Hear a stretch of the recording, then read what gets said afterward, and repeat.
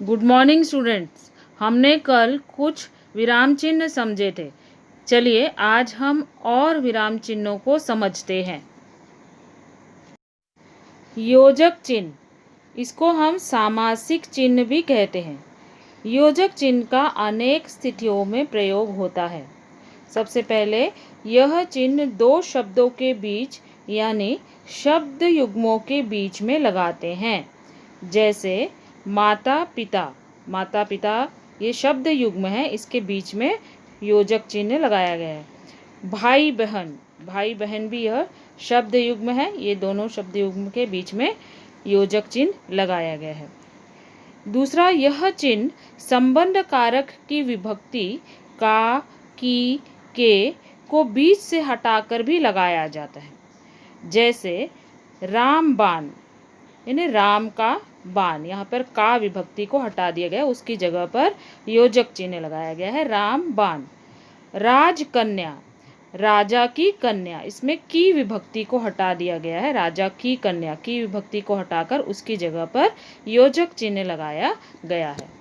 तीसरा, यह चिन्ह सा, सी, से विभक्ति बताने वाले शब्दों के बीच में भी लगता है। जैसे कर्ण सा, यानी कर्ण जैसा।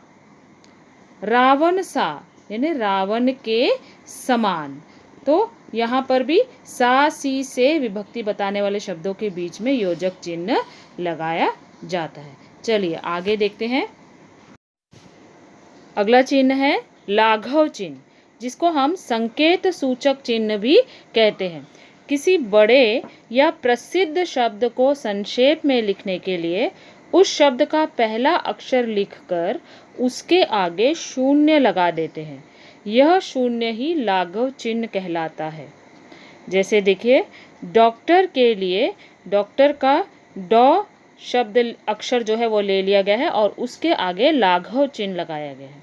उसी प्रकार से दूसरा उदाहरण देखिए, उत्तर प्रदेश के लिए उत्तर का उ यह लेकर उसके आगे लाघव चिन्ह लगाया गया है, प्रदेश का प्र लेकर उसके आगे लाघव चिन्ह लगाया गया है। तो इस प्रकार से किसी बड़े या प्रसिद्ध शब्द को संक्षेप में लिखने के लिए उस शब्द का पहला अक्षर लिखकर उसके आगे लाघव चिन्ह लगा दिया जाता है।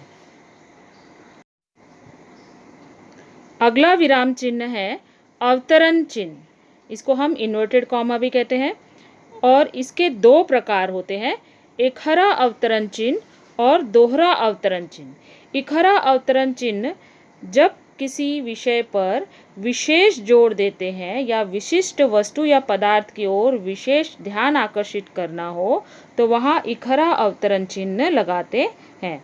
जैसे प्रदूषण के बारे में लिखो, यहाँ पर प्रदूषण एक विशेष विषय के बारे में बताना है, इसलिए प्रदूषण को इकहरा अवतरण चिन्ह में लिखा गया है। उसी प्रकार से दूसरा उदाहरण देखिए, रामचरितमानस तुलसीदास का अमर काव्य ग्रंथ है।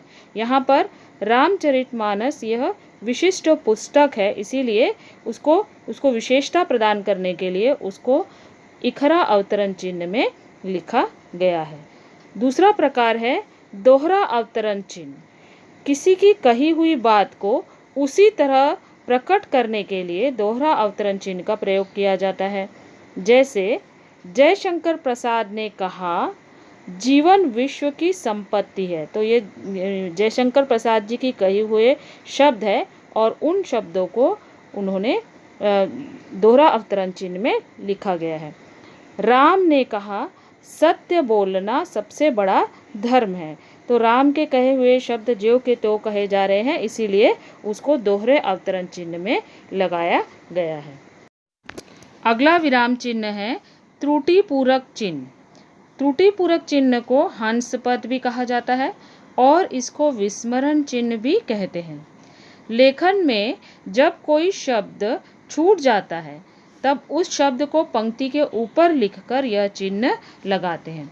जैसे यहाँ पर उदाहरण में देखिए, पिताजी कल मुंबई जाएंगे। यहाँ पर पिताजी कल जाएंगे इतना ही लिखा गया था, यहाँ पर मुंबई शब्द छूट गया था इस वाक्य में, इसीलिए वहाँ पर त्रुटि पूरक चिन्ह लगाकर ऊपर उस शब्द को ऊपर लिख दिया गया है, मुंबई इस शब्द को ऊपर लिख दिया गया है। उसी प्रकार से दूसरा उदाहरण देखिए, राम बहुत अच्छा लड़का है। यहाँ पर भी राम बहुत लड़का है इतना ही लिखा गया था और अच्छा यह शब्द छूट गया था, इसीलिए वहाँ पर त्रुटिपूरक चिन्ह लगाकर अच्छा यह शब्द ऊपर लिखा गया है।